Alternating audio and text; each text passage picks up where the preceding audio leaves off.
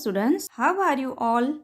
I hope you all are doing well and healthy at your home.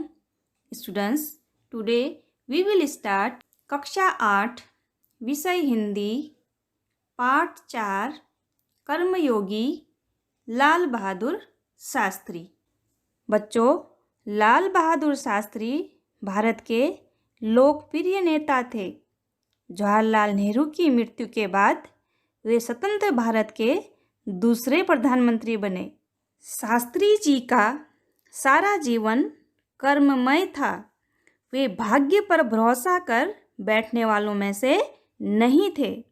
वे अपने चिंतन और कर्म शक्ति पर भरोसा रखते थे, हाथ की लकीरों पर नहीं। उनके लिए कर्म ही उनका ईश्वर था। शास्त्री जी निरंतर कर्म में लगे रहने वाले कर्मयोगी थे।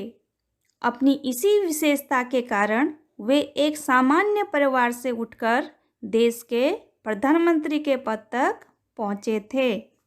शास्त्री जी उन लोगों में से नहीं थे जो भाग्य के भरोसे बैठे रहते हैं और कभी अचानक सफलता प्राप्त कर लेते हैं। शास्त्री जी देश के प्रधानमंत्री के महत्वपूर्ण पद पर पहुँचे, उसका रहस्य उनके कर्मयोगी होने में ही छिपा हुआ है। Now let's start reading. Karmayogi Lal Bahadur Shastri, और इसके राइटर हैं शंकर दयाल शर्मा। कर्मयोगी का अर्थ होता है कर्म मार्ग का अनुकरण करने वाला, फल की अपेक्षा न रखकर कर्म करने वाला। भारत के 9वें राष्ट्रपति श्री शंकर दयाल शर्मा का जन्म भोपाल, मध्य प्रदेश में हुआ था। आपकी आरंभिक शिक्षा मध्य प्रदेश में हुई।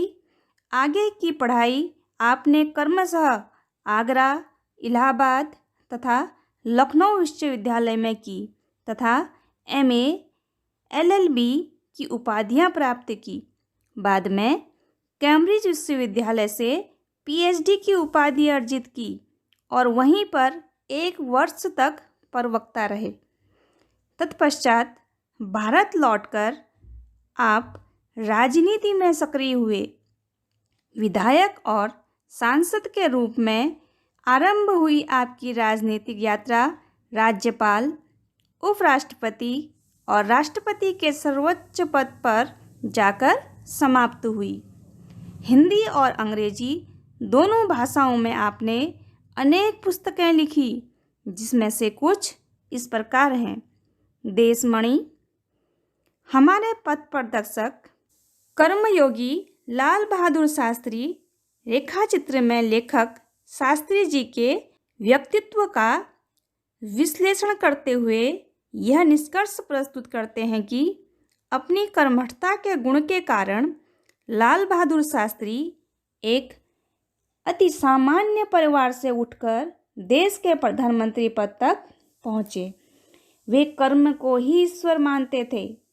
कर्म के प्रति अटल आस्था एवं संपूर्ण समर्पण उनके जीवन विकास का मूलाधार था।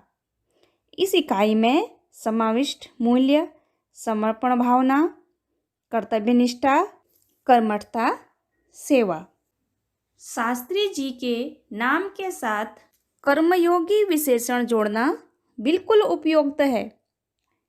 कर्मयोगी मीन्स होता है कर्म का अनुकरण करने वाला, फल की अपेक्षा न रखकर कर्म करने वाला। क्योंकि मुझे तो उनका सारा जीवन ही कर्म से भरा हुआ मालूम पड़ता है। शास्त्री जी सामान्य परिवार से ऊपर उठकर देश के प्रधानमंत्री के जिस महत्वपूर्ण पद तक पहुँचे, उसका रहस्य का अर्थ है भेद, उनके कर्मयोगी होने में ही छिपा हुआ है।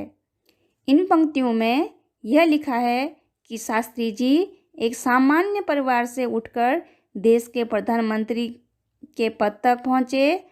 यह उनके कर्मयोगी होने के कारण ही वो प्रधानमंत्री के पद तक पहुँच पाए। वे उन लोगों में भी नहीं थे जो भाग्य पर भरोसा करके बैठे रहते हैं। शास्त्री जी उन लोगों में से नहीं थे जो भाग्य पर भरोसा करके बैठे रहते हैं और अचानक कभी सफलता मिल जाती है, बल्कि वे उन लोगों में से थे जिनको अपनी हथेली की लकीरों के बजाय अपने चिंतन और कर्म की शक्ति पर अधिक भरोसा होता है और वे कर्मशः का अर्थ होता है क्रमानुसार अपने जीवन का रास्ता बनाते हुए आगे बढ़ते हैं। शास्त्री जी के लिए कर्म ही ईश्वर था और इसके प्रति बिना किसी फल की आशा किए संपूर्ण भाव से समर्पित रहते थे। समर्पित का अर्थ है न्यौछावर, अर्थात पूरी तरह समर्पित रहते थे। यहाँ तक कि जब भी उन्हें फल की प्राप्ति के अवसर मिले तब भी उन्होंने उस ओर हमेशा उपेक्षित दृष्टि ही रखी। उपेक्षित मीन्स उदासीन। उनका जीवन दर्शन का अर्थ होता है जीवन में अपनाई हुई विचारधारा। उनका जीवन दर्शन गीता के निष्काम कर्मयोगी का प्रतिरूप था। निष्काम का अर्थ होता है कर्म करते रहना, फल की इच्छा न रखना। प्रतिरूप का अर्थ है उदाहरण।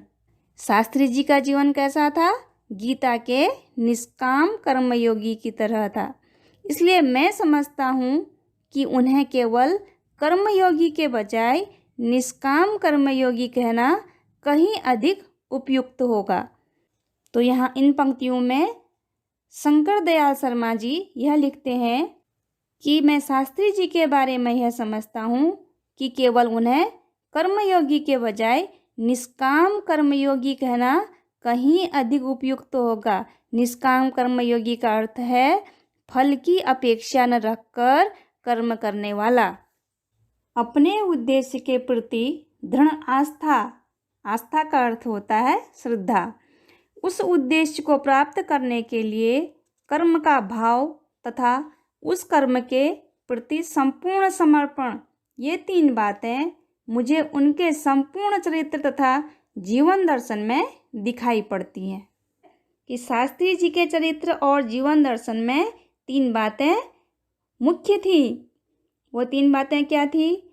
अपने उद्देश्य के प्रति दृढ़ आस्था, और दूसरी बात है उस उद्देश्य को पाने के लिए कर्मयोग का अनुसरण करना, और तीसरी बात है कर्म के प्रति पूर्ण समर्पण। शास्त्री जी मानते थे कि जीवन के किसी भी क्षेत्र में सफल होने के लिए समर्पित भाव से कर्म करना जरूरी है। कर्म के प्रति मन में भक्ति होनी चाहिए। तो इन पंक्तियों में शास्त्री जी के कर्म के प्रति समर्पित भावों के बारे में लिखा गया है। अपने एक भाषण में उन्होंने इसी तरह के विचार व्यक्त करते हुए कहा था, यहाँ तक कि भले ही आप राजनीतिक क्षेत्र या सामाजिक क्षेत्र या किसी अन्य क्षेत्र में कार्य करते हैं, यदि आप उसमें सफल होना चाहते हैं, अपने दायित्वों का पूरी तरह से निर्वाह करना चाहते हैं, दायित्व का अर्थ होता है जिम्मेदारी, तो आपके कार्य और समर्पण तथा भक्ति और कर्म में समन्वय होना चाहिए। समन्वय का अर्थ होता है मेल। मैं शास्त्री जी की सफलता का रहस्य उनके इसी महत्वपूर्ण चिंतन में मानता हूँ। चिंतन का अर्थ है मनन। साथ ही यह भी मानता हूँ कि किसी भी व्यक्ति, समाज और देश के विकास का रहस्य इसी भक्ति और कर्म के सिद्धांत में निहित है। निहित मीन्स उसके भीतर रहा हुआ।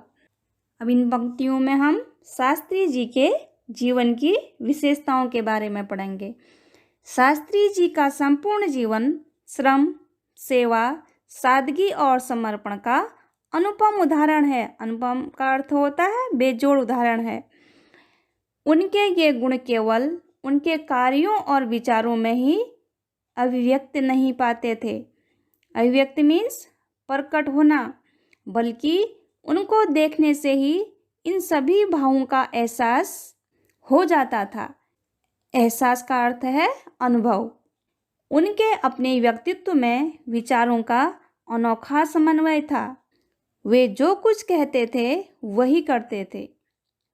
जो कुछ भी करते थे वह एकमात्र राष्ट्र लाभ की भावना से प्रेरित होकर करते थे। मुझे लगता है कि यह उनके चरित्र की एक बहुत बड़ी विशेषता थी, जिसके कारण देशवासी उन पर इतना अधिक विश्वास करते थे। विश्वास का अर्थ होता है भरोसा, और उन्हें चाहते भी थे। पंडित नेहरू की समृद्ध राजनीति विरासत का अर्थ होता है उत्तराधिकारी। विरासत को संभालना और उसे आगे ले जाने का काम कम कठिन नहीं था, लेकिन देश ने उस समय यह साफ साफ देखा कि उसे संभालने की ताकत शास्त्री जी में ही है। और शास्त्री जी ने अपने निर्मल का अर्थ होता है शुद्ध और पवित्र, निर्मल चरित्र और दृढ़ संकल्प शक्ति द्वारा देश की इस आकांक्षा को पूरा किया। शास्त्री जी की एक सबसे बड़ी विशेषता यह थी कि वे एक सामान्य परिवार में पैदा हुए थे। सामान्य परिवार में ही उनकी परवरिश हुई। परवरिश का अर्थ होता है पालन पोषण। और जब वे देश के प्रधानमंत्री जैसे महत्वपूर्ण पद पर पहुंचे, तब भी वह सामान्य ही बने रहे। विनम्रता, सादगी और सरलता उनके व्यक्तित्व में एक विशिष्ट प्रकार का आकर्षण पैदा करते थे। इस दृष्टि से शास्त्री जी का व्यक्तित्व बापू के अधिक करीब था। करीब का अर्थ होता है नज़दीक। और कहना न होगा कि बापू से प्रभावित होकर ही सन 1921 में उन्होंने अपनी पढ़ाई छोड़ दी थी। शास्त्री जी पर भारतीय चिंतकों डॉक्टर भगवान दास तथा बापू का कुछ ऐसा प्रभाव रहा कि वह जीवन भर उन्हीं आदर्शों पर चलते रहे तथा औरों को इसके लिए प्रेरित करते रहे। शास्त्री जी के संबंध में मुझे बाइबिल की वह उक्ति बिल्कुल सही जान पड़ती है कि विनम्र ही पृथ्वी के वारिस होंगे। बाइबिल क्या है? ईसाइयों की धर्म पुस्तक है। एक बोलते हैं वारिस का अर्थ होता है उत्तराधिकारी। शास्त्री जी ने हमारे देश के स्वतंत्रता संग्राम में तब प्रवेश किया था जब वे एक स्कूल में विद्यार्थी थे, और उस समय उनकी उम्र 17 वर्ष की थी। गांधी जी के आह्वान मीन्स ललकार, चुनौती पर वे स्कूल छोड़कर बाहर आ गए थे। इसके बाद काशी विद्यापीठ में उन्होंने अपनी शिक्षा पूरी की। उनका मन हमेशा देश की आज़ादी और सामाजिक कार्यों की ओर लगा रहा। परिणाम यह हुआ कि सन 1926 में वे लोक सेवा मंडल में शामिल हो गए, जिसके वे जीवन भर सदस्य रहे। इसमें शामिल होने के बाद से शास्त्री जी ने गांधी जी के विचारों के अनुरूप मीन्स अनुसार अछूतोद्धार के काम में अपने आप को लगाया। यहाँ से शास्त्री जी के जीवन का एक नया अध्याय प्रारंभ हो गया। अध्याय का अर्थ होता है प्रकरण, पाठ। सन 1930 में जब नमक कानून तोड़ो आंदोलन शुरू हुआ तो शास्त्री जी ने उसमें भाग लिया, जिसके परिणामस्वरूप उन्हें जेल जाना पड़ा। यहाँ से शास्त्री जी की जेल यात्रा की जो शुरुआत हुई तो वह सन 1942 के भारत छोड़ो आंदोलन तक निरंतर चलती रही। इन 12 वर्षों के दौरान वे 7 बार जेल गए। इसी से यह अंदाजा का अर्थ होता है अनुमान लगाया जा सकता है कि उनके अंदर देश की आज़ादी के लिए कितनी बड़ी ललक थी। ललक का अर्थ होता है इच्छा थी। दूसरी जेल यात्रा उन्हें सन 1932 में किसान आंदोलन में भाग लेने के लिए करनी पड़ी। सन 1942 की उनकी जेल यात्रा 3 वर्ष की थी, जो सबसे लंबी जेल यात्रा थी। अब इन पंक्तियों में शास्त्री जी के विभिन्न अनुभवों के बारे में बताया गया है। इस दौरान शास्त्री जी, दौरान का अर्थ होता है दरमियान। इस दौरान शास्त्री जी जहां एक और गांधी जी द्वारा बताए गए रचनात्मक कार्यों में लगे हुए थे, वहीं दूसरी ओर पदाधिकारी के रूप में जन सेवा के कार्यों में भी लगे रहे। सन 1935 में वे संयुक्त प्रांतीय कांग्रेस कमेटी के सचिव बनाए गए। इस पद पर वे 1938 तक रहे। किसानों के प्रति उनके मन में विशेष लगाव का अर्थ होता है संबंध, विशेष लगाव था। इसलिए उनको सन 1936 में किसानों की दशा का अध्ययन करने वाली एक कमेटी का अध्यक्ष बनाया गया। पूरी लगन के साथ काम करके उन्होंने अपनी रिपोर्ट प्रस्तुत की, जिसमें जमींदारी उन्मूलन पर विशेष जोर दिया। उन्मूलन का अर्थ होता है जड़ मूल से नष्ट करना। इसके बाद के 6 वर्षों तक वे इलाहाबाद की नगर पालिका से किसी न किसी रूप में जुड़े रहे। मैं समझता हूँ कि इस अनुभव से भी शास्त्री जी के व्यक्तित्व और चिंतन को नागरिकों की समस्याओं से निकट से परिचित कराया। उनके पास ग्रामीण जीवन का अनुभव था। अब इसके साथ ही इलाहाबाद नगर पालिका ने जन सेवा का भी अनुभव जोड़ दिया था। लोकतंत्र की इस आधारभूत इकाई में कार्य करने के कारण वे देश की छोटी छोटी समस्याओं और उनके निराकरण की व्यावहारिक प्रक्रिया से अच्छी तरह परिचित हो गए थे।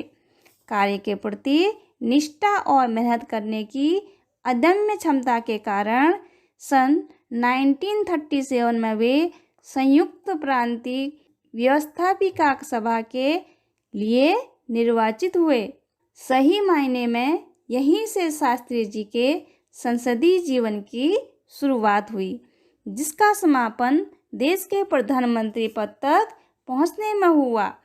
शास्त्री जी को भारतीय राजनीति की इतनी सही और गहरी पकड़ थी कि श्रीमती इंदिरा गांधी ने उन्हें अपना राजनीतिक गुरु मानते हुए कहा था कि उन्हीं के मार्गदर्शन में मेरा राजनीतिक जीवन शुरू हुआ।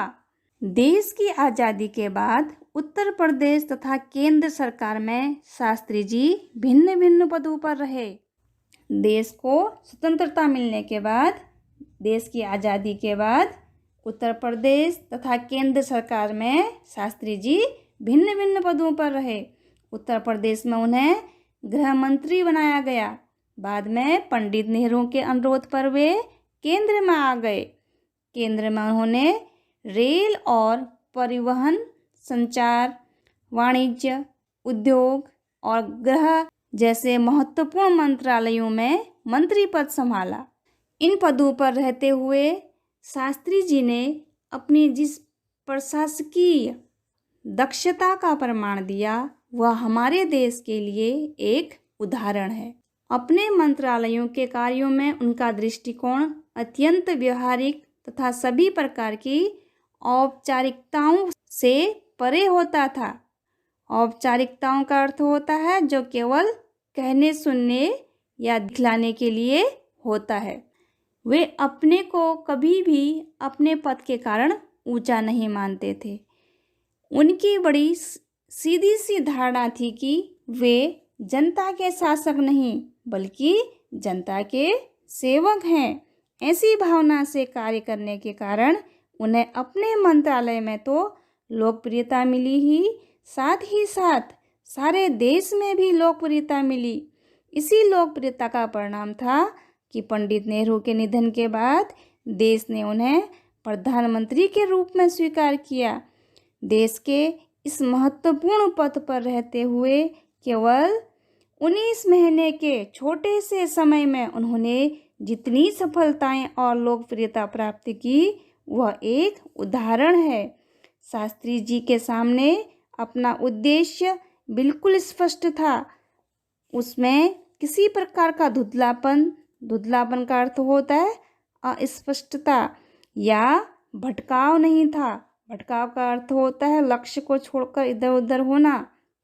वे हमारे देश के अत्यंत महत्वपूर्ण पदों पर रहे और इन पदों पर रहते हुए स्वाभाविक रूप से वे अधिकार संपन्न भी थे, लेकिन उन्होंने हमेशा आत्मसंयम से काम लिया तथा अधिकारों से अधिक कर्तव्यों को तरजीह दी। तरजीह का अर्थ होता है महत्व। शायद इसलिए शास्त्री जी इतने अधिक लोकप्रिय भी हो सके।